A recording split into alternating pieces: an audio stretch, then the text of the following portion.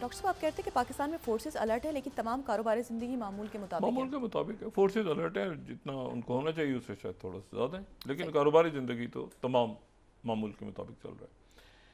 लेकिन ये बताया जा रहा है, उनको बताया जा रहा है कि अगर आप कुछ करेंगे मिस एडवेंचर तो उसके, लेकिन असल बात यह है कि प्रेसिडेंट ट्रंप ने इसको 1500 साल पुराना कह दिया तो इरेलीवेंट।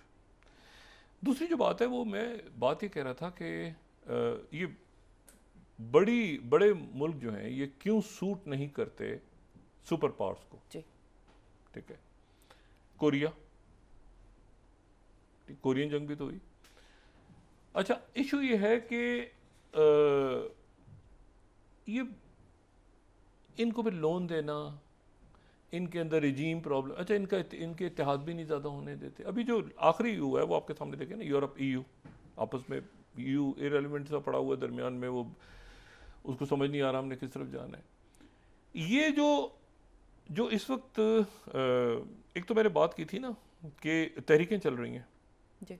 बहुत सारी तहरीकें, 135 अलहदगी की तहरीकें चल रही हैं, लेकिन कुछ तहरीकें एम ब्लॉक चल रही हैं। एम ब्लॉक होता है ना मुकम्मल, सही। जिनमें से एक साउथ और नॉर्थ की तहरीक भी है। और साउथ की जो रियासतें हैं वो बड़ी तालीम याफ्ता हैं, अरुणाचल प्रदेश और तेलंगाना, तमिलनाडु, और उसके बाद जो है ये अगर आप मैप में आप देखते हैं कि कर्नाटका, तो ये सारी जो रियासतें हैं ये बड़ी, केरला, ये जो हैं ये रियासतें इनको इसलिए पसंद नहीं है कि दो तीन वजूहत।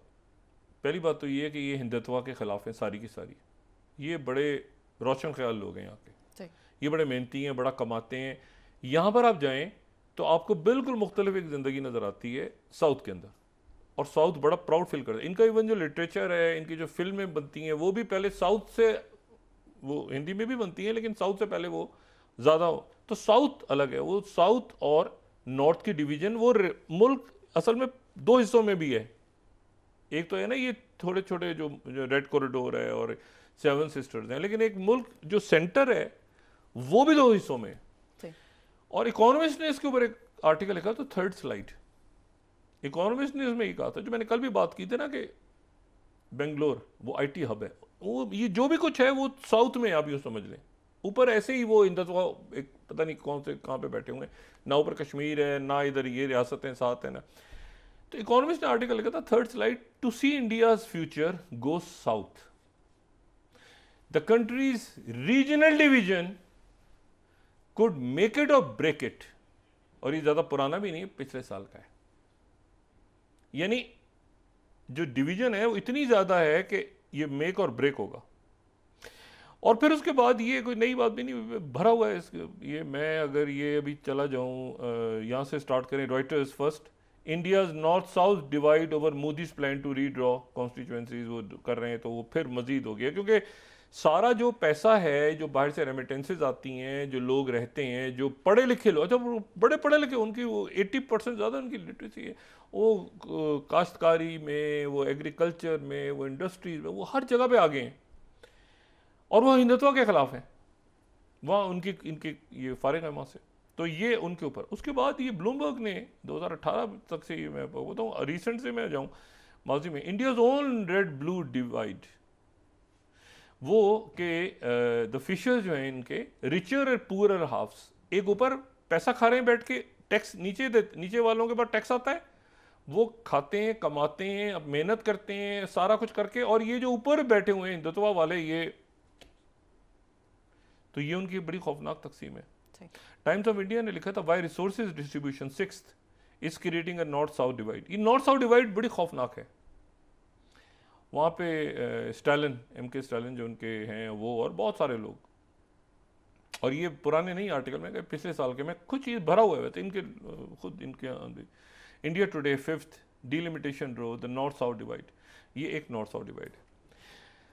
अच्छा, अब उधर जो है वो एक और मामला चल रहा है, और वो चल रहा है जनाब, ये इनका जो तीस्ता रिवर है, देखा ना, तीस्ता रिवर शुरू होता है ये सिक्किम से गालिबन निकलता है, फिर ब्रह्मपुत्र आ रहा है चाइना से, तिब्बत, ब्रह्मपुत्र रिवर जो कल भी बात हमने की थी, ब्रह्मपुत्र में शामिल होता है। उसके बाद वो आता है बांग्लादेश और ये सब। अब जनाब ये हुआ कि हसीना वाजिद जो हैं, चाइना उसमें कोई अपना प्रोजेक्ट पेश कर रहा था, बना रहा था, चाइना को बात कर रहा था। तो हसीना वाजिद जो हैं उन्होंने, मतलब इनका भी, उनका ख्याल था कि हमेशा मैं रहूंगी और इनका भी ख्याल है कि यही रहेंगे हमेशा। उन्होंने इनके साथ एक मुआहदा साइन कर लिया तीस्ता रिवर पे, और उसमें बांग्लादेश के जो मफादात थे उनका सौदा कर दिया, बेच दिया बांग्लादेश को हसीना वाजिद ने मोदी सरकार के हाथों। ठीक है, और ये एक बहुत बड़ा धचका था ममता बनर्जी के लिए। मैं अब तक ऑफिशियल लाइंस इतनी है कि वो अगर इसको ये सब, मुझे नहीं पता कि क्या इनके क्या ज़हन है सारा। उसके बाद ये हुआ कि इन्होंने वहाँ पर जो है वो बंगाल गवर्नमेंट जो है ये 32nd, अगर ये पहले तो देखें ना कि उन्होंने ये 32nd अगर देखें, Bengal government oppose to any India Bangladesh pact on Teesta river, ये ममता बनर्जी का बयान है 32nd। ये वो बड़ी परेशान थी कि भाई ये जो है ये तो इंडिया के साथ हसीना वाजिद के साथ मोदी जो है ये हाथ में ला के आ गए हैं, और इन्होंने, अच्छा वो कहती हैं कि जनाब ये सारा का सारा आपका है।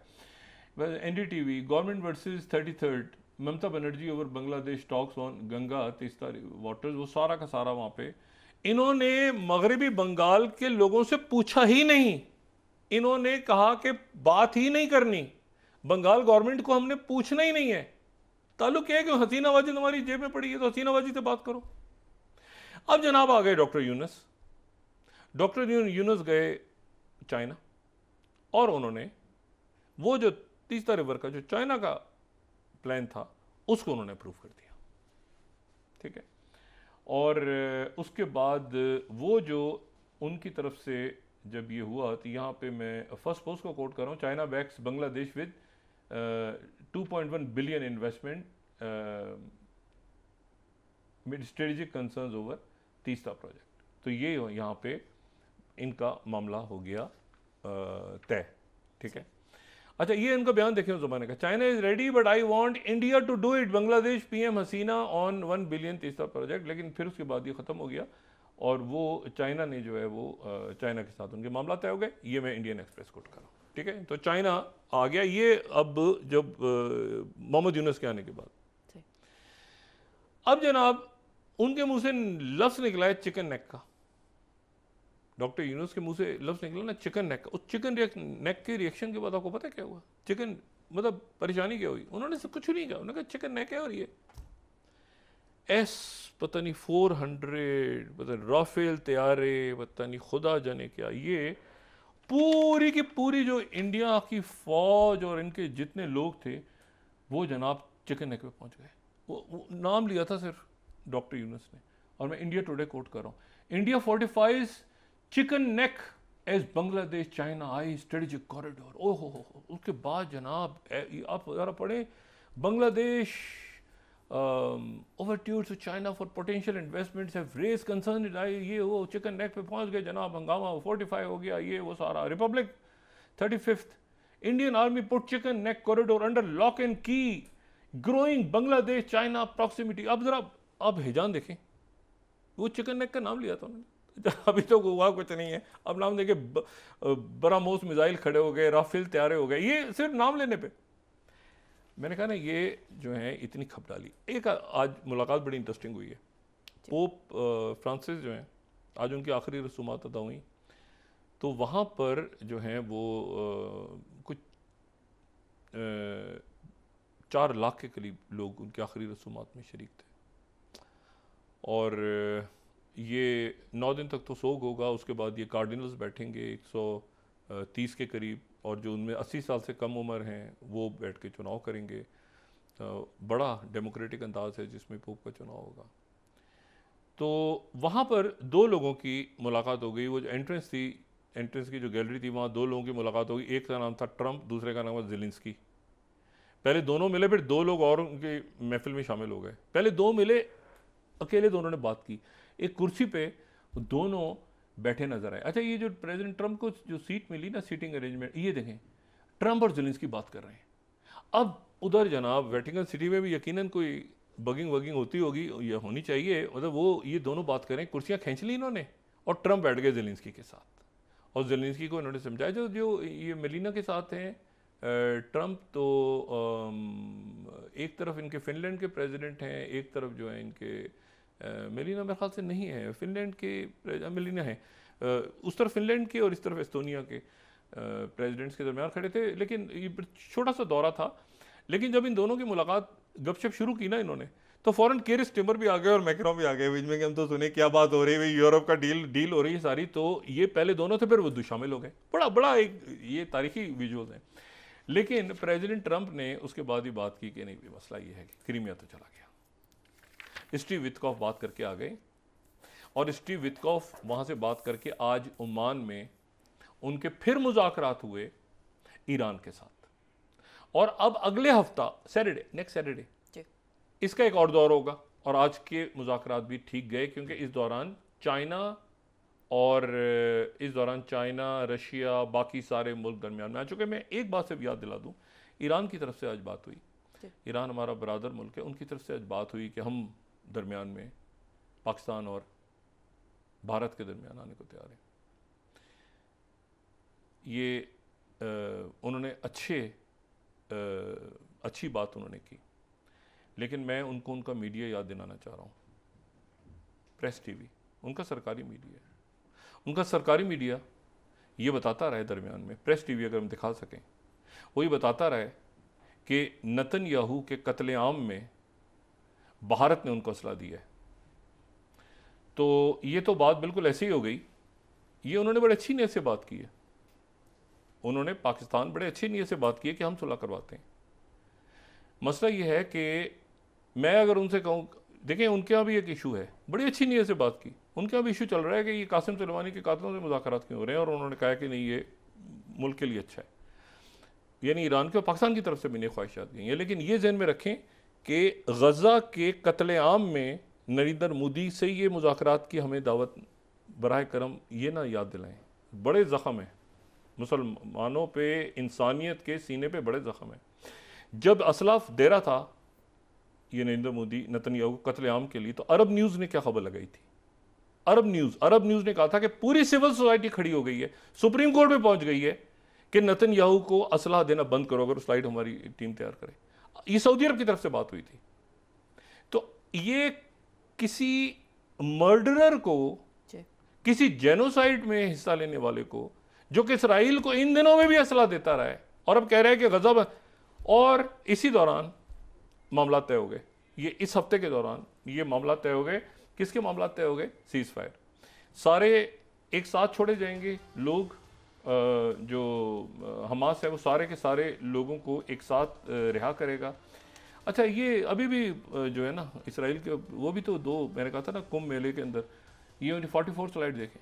अब उनका अमेरिका में नहीं है कोई ताल्लुक, 44 स्लाइड उनका मीडिया का कह रहा है। अब जो हमारा फ्यूचर है वो सिर्फ इंडिया में रह गया। वो पूरी दुनिया में उनको एक इंडिया ही रह गया, सिर्फ इंडिया रह गया। यानी उनके लिए सिर्फ एक इंडिया रह गया। ये इनका, ये नरेंद्र मोदी वाला इंडिया में नहीं कहना चाहते, इंडिया के लोग बहुत बाशऊर हैं। ये जो एक टोला बैठ गया आपके ऊपर, बात ये सारी के वो उनको ये याद आ रहे हैं, इनको वो याद आ रहे हैं। बाकी दुनिया सारी अपने सुकून, चैन, जंगें ख़त्म करवा रही है, मईशत पे तवज्जो दे रही है सारा। और इसी दौरान जो है वो ये बिल्कुल अब फिंगर्स क्रॉस्ड, और फिंगर क्रॉस इसलिए कि वहाँ पर तैयार हो गए हैं हमास वाले भी, और दुनिया भी तैयार हो गई है, स्टीव विटकॉफ भी तैयार हो गए हैं।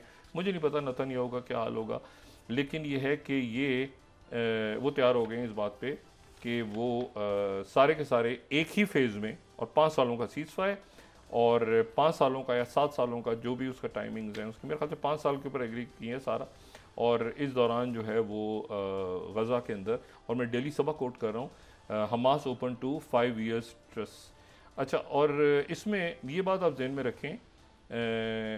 अच्छा, बांग्लादेश का जो न्यूज़पेपर, ये भी कोट कर दूँ, तीसरा plan with China gain space. China के साथ तो चले गए ना दोबारा, ये चाइना के साथ चला गया ये 29 डॉक्टर यूनुस चाइना की तरफ चले गए। अच्छा, ये 5 साल के लिए वो तैयार हो गए हैं ये पूरा मुआहदा करने के लिए। और इस दौरान जो है वो ज़ाहिर है कि प्रेसिडेंट ट्रंप तैयारी पकड़ रहे हैं कि उन्होंने सऊदी अरेबिया आना है, और सऊदी अरेबिया का उन्होंने विज़िट करना है। और सऊदी अरेबिया के विज़िट से पहले वो यहाँ सऊदी अरेबिया आ रहे होंगे, तो ये यहाँ पे वो अमन की करके, तो ये यहाँ पे इनको नेतन्याहू याद आ रहा होगा, नेतन्याहू ये याद आ रहे हैं, तो ये चिकन आउट हो गए। सिर्फ लेकिन अब सवाल ये पैदा होता है कि कत्लेआम फिर किया किसने है?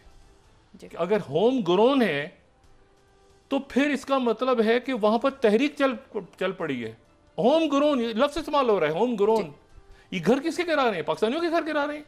ये कराची लाहौर में घर, वहां घर में इस्तेमाल। इसका मतलब है एक तहरीक ने जन्म ले लिया है जो कि वहां पर होम ग्रोन तहरीक है। और अगर सिक्योरिटी फेलियर नहीं है तो फिर सिक्योरिटी के लोगों के ज़मीर भी जाग उठे और वो भी उनके साथ मिल गए, जो कि मामला एक संगीन है। ठीक है, तो पहले तो ये तहकीकात करेंगे या पता नहीं क्या करेंगे, खुदा जाने। लेकिन ये कि आहिस्ता आहिस्ता आहिस्ता आहिस्ता पाकिस्तान, हम तो कहते हैं इसकी तहकीकात होनी चाहिए और किसी से भी करवाएं, हमसे ना करवाएं, अक़वाम मुत्तहिदा तो किसी से भी करवा लें। लेकिन होम ग्रोन का मतलब ये हुआ कि तहरीक, पहले कहते थे ना तहरीक ख़त्म हो गई है, तो ये घर किसके गिरा? एक अंदर से एक तहरीक ने जन्म लिया है जो कि शायद पहले से भी ज़्यादा वायलेंट है। और उसके नतीजे में अब मुझे बताएं, सियाहत का मामला, जहाज़ रुके हुए हैं, मतलब अच्छा खासा इन्होंने ये क्या तमाशा लगाया हुआ है।